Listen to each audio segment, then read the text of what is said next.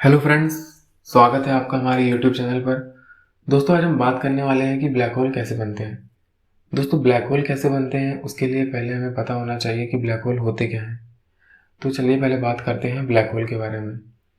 दोस्तों, black hole हमारे अंतरिक्ष में यानी कि स्पेस में उपस्थित कुछ ऐसे ऑब्जेक्ट होते हैं जिनकी ग्रेविटेशनल फोर्स इतनी ज़्यादा स्ट्रांग होती है कि वो हर चीज़ को अपनी तरफ पुल करते हैं यानी कि खींचते हैं। मतलब उनके आसपास कोई स्टार होता है या फिर कोई उल्का पिंड गुजरता है या फिर कोई प्लैनेट होता है, तो वो उसको खींच लेते हैं अपनी तरफ, उसके सारे मास को, उसकी सारी एनर्जी को, मैटर को एब्जॉर्ब कर लेते हैं। तो दोस्तों, ये तो हो गया ब्लैक होल। और दोस्तों, ब्लैक होल के बारे में सबसे पहले हमें बताया था अल्बर्ट आइंस्टीन ने। सन 1916 में अल्बर्ट आइंस्टीन ने ब्लैक होल की भविष्यवाणी करी थी। 1916 में उन्होंने अपना सापेक्षता का सिद्धांत प्रस्तुत करा था। इसी सिद्धांत के अनुसार उन्होंने ब्लैक होल जैसी एक चीज के बारे में कल्पना प्रस्तुत करी थी। परंतु दोस्तों, उन्होंने ब्लैक होल शब्द का प्रयोग नहीं करा था। ब्लैक होल शब्द का प्रयोग सबसे पहले जॉन व्हीलर ने करा था 1967 में। तो दोस्तों, अब हम बात करते हैं कि ब्लैक होल बनते कैसे हैं।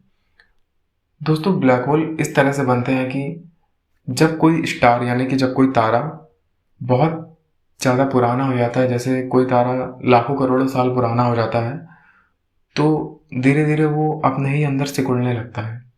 तो दोस्तों, जब वो तारा अपने अंदर सिकुड़ने लगता है तो एक समय ऐसा आ जाता है कि वो बहुत ज़्यादा श्रिंक हो चुका होता है, बहुत ज़्यादा छोटा हो चुका होता है। तब दोस्तों, उसमें एक बहुत बड़ा धमाका होता है जिसे हम सुपरनोवा बोलते हैं। दोस्तों, जब ये सुपरनोवा धमाका होता है तो क्या होता है, जो स्टार का पूरा मैटर होता है, उसकी एनर्जी होती है, वो स्पेस में चारों तरफ फैलने लगती है।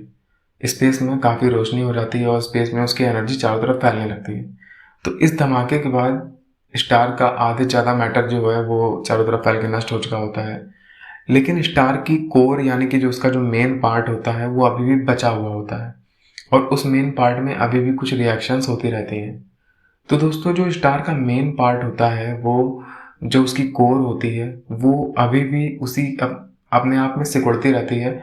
और और वो जो उसका जो जितना बचा हुआ स्टार का मास होता है यानी कि जो उसका बचा हुआ द्रव्यमान होता है, वो उसी के केंद्र में श्रिंक होता जाता है। आप इसको इस तरीके से समझ सकते हैं, जैसे मान लीजिए एक स्विमिंग पूल है और वो पानी से पूरा भरा है और सपोज डैट उसके बीच में एक छेद कर दिया जाए तो सारा पानी उस छेद से होकर निकल जाएगा।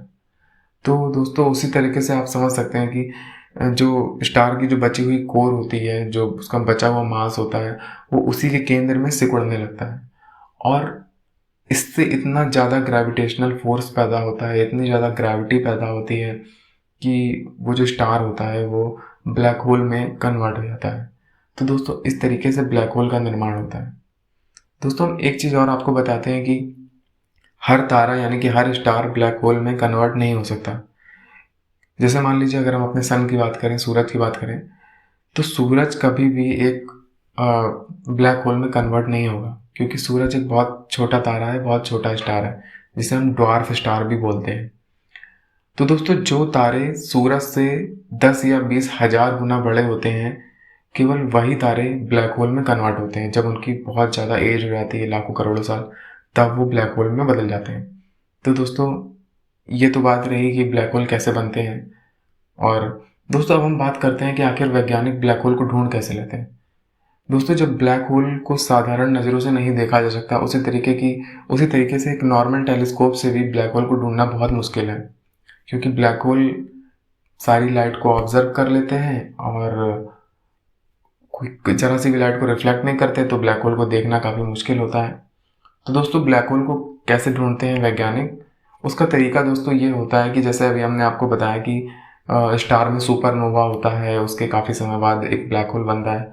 तो दोस्तों, स्पेस में लाखों करोड़ों तारे होते हैं और उनमें अक्सर सुपरनोवा की घटना होती रहती है। तो दोस्तों, जब किसी तारे में सुपरनोवा की घटना होती है तो उसमें क्या होता है कि जब सुपरनोवा घटना होती है तो बहुत बड़ा धमाका होता है डीप स्पेस में, मतलब बहुत दूर अंतरिक्ष में बहुत बड़ा धमाका होता है, जिससे हजारों प्रकाश वर्ष दूर तक काफ़ी ज़्यादा रोशनी उत्पन्न हो जाती है। तो दोस्तों, ये जो रोशनी होती है, ये जो प्रकाश होता है, इससे इतनी ज़्यादा मतलब रोशनी होती है कि आसपास के सभी ग्रह दिखने लगते हैं और प्लैनेट नए-नए दिखते हैं। तो जब सुपरनोवा की घटना होती है तो जो हमारे एस्ट्रोनॉमर्स हैं, जो खगोल शास्त्री होते हैं, वो उनको काफ़ी सारे नए प्लैनेट्स देखने को मिल जाते हैं और वो काफ़ी नए स्टार्स की खोज कर लेते हैं, क्योंकि स्पेस में काफ़ी ज़्यादा रोशनी हो जाती है। तो जब स्पेस में इतनी ज़्यादा रोशनी होती है सुपरनोवा की घटना की वजह से, तो दोस्तों स्पेस में फिर भी कुछ ऐसी जगह होती हैं जहाँ पर बिल्कुल अंधेरा होता है। मतलब वहाँ रोशनी तो जा रही होती है, वहाँ प्रकाश तो जा रहा होता है, लेकिन फिर भी वहाँ पर बहुत अंधेरा होता है। तो दोस्तों ऐसी जगह जहाँ पर प्रकाश जाने के बाद भी किसी चीज़ पर फोकस ना पड़ रहा हो और सब जगह रोशनी हो लेकिन उस जगह पर अंधेरा हो अभी भी, तो दोस्तों वहाँ 100% ब्लैक होल होता है। तो इसी तरीके से वैज्ञानिक ब्लैक होल की खोज करते हैं, ब्लैक होल को ढूंढ निकालते हैं। तो दोस्तों आप समझ ही गए होंगे कि ब्लैक होल क्या होता है और ब्लैक होल कैसे बनता है। दोस्तों अगर आपको ये वीडियो पसंद आई हो तो इसे लाइक करें और हमारे चैनल को सब्सक्राइब करें। Thank you very much.